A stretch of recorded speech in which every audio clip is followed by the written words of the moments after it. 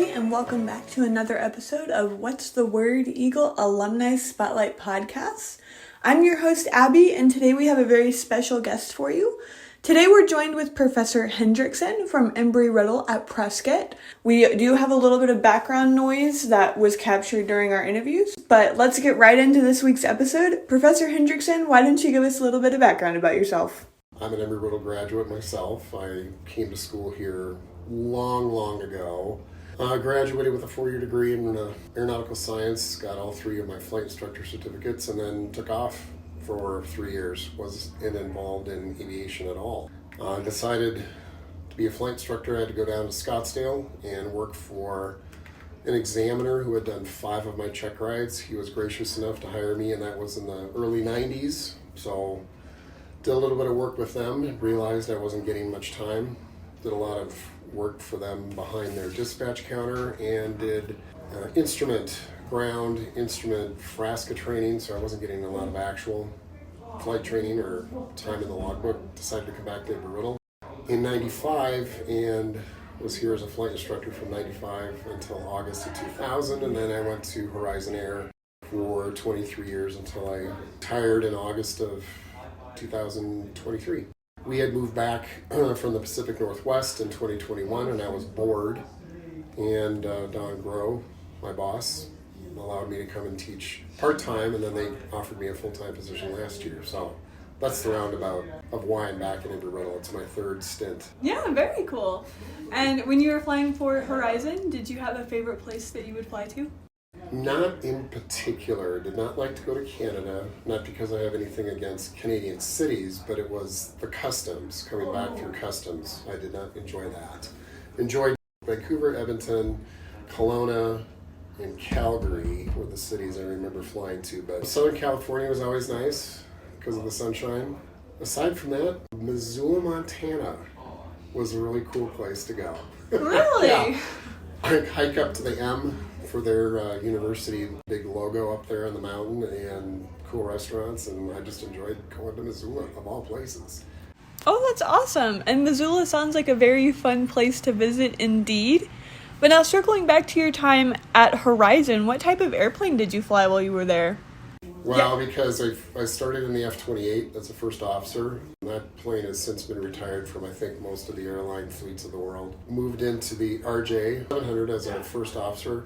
Horizon was a launch customer for them. And then when I upgraded to the left seat as a captain, I went to the Q400-8 Q400. And then my last airplane I flew was the Embraer E175. And I was a check airman on both the Q400 and the E175.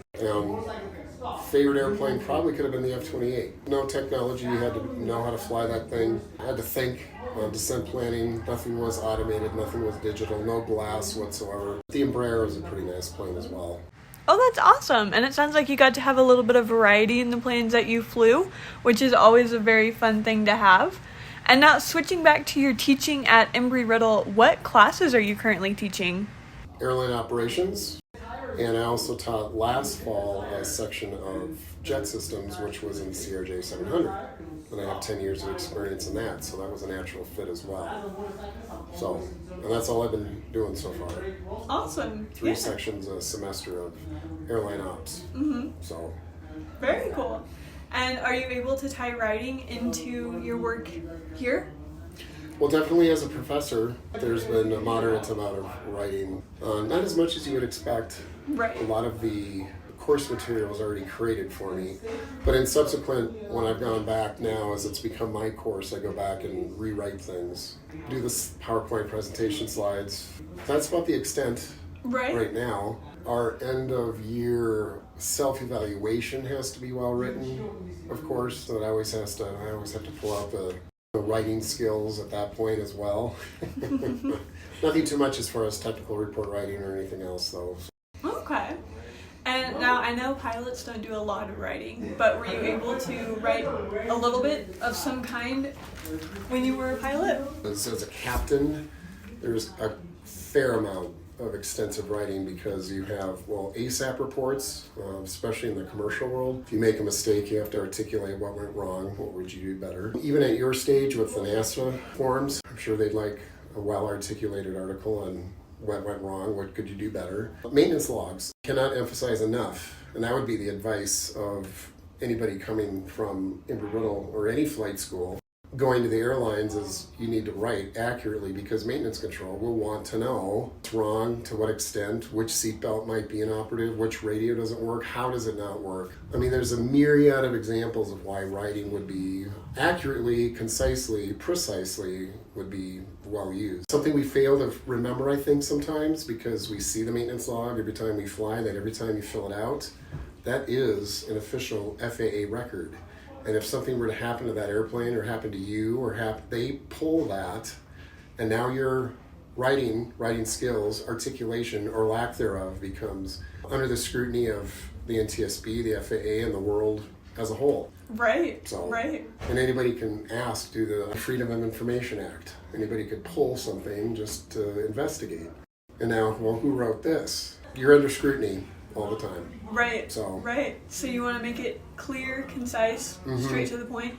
And precise as well. Yes. I know concise and precise can be similar, but they go hand in hand for me. Right. Oh, yeah. Very important, especially if people at the FAA and NTSB are going to be reading it. They're going to be reading it. Don't want them on your back.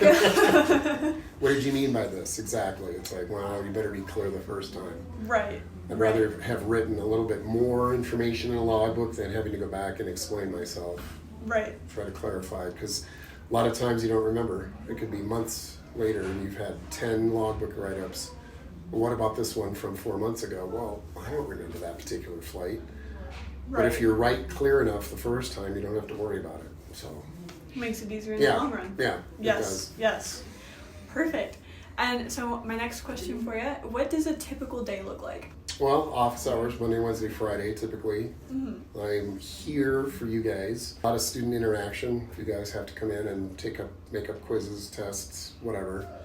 Answer questions. And then I teach on Tuesday, Thursdays, and so that involves being here a little early to get set up, make sure I've studied the PowerPoints the night before just to review, because it's usually been a semester since I looked at them last. If there's any changes, I usually do that a day or two ahead of time, and that's mostly at home. But as long as here, it's show up to class on time and get set up a few minutes early. And then for Tuesday, Thursday classes, I finish at 5:30 in the evening. I'm the last one in the office, so I go home and have dinner and decompress and get ready for my office hours the next day is typically what it is. A lot of time in front of the classroom, which I enjoy. If I'm not going to fly, I'd rather be teaching. That's awesome. It sounds like you've got a really good schedule going for yourself right now. It's actually better than an airline schedule. Yeah, that's awesome. And now my last question for you. Do you have any advice that you'd like to give to our current Eagles? One of the main things I would tell the up-and-coming students do not be afraid of flight instructing.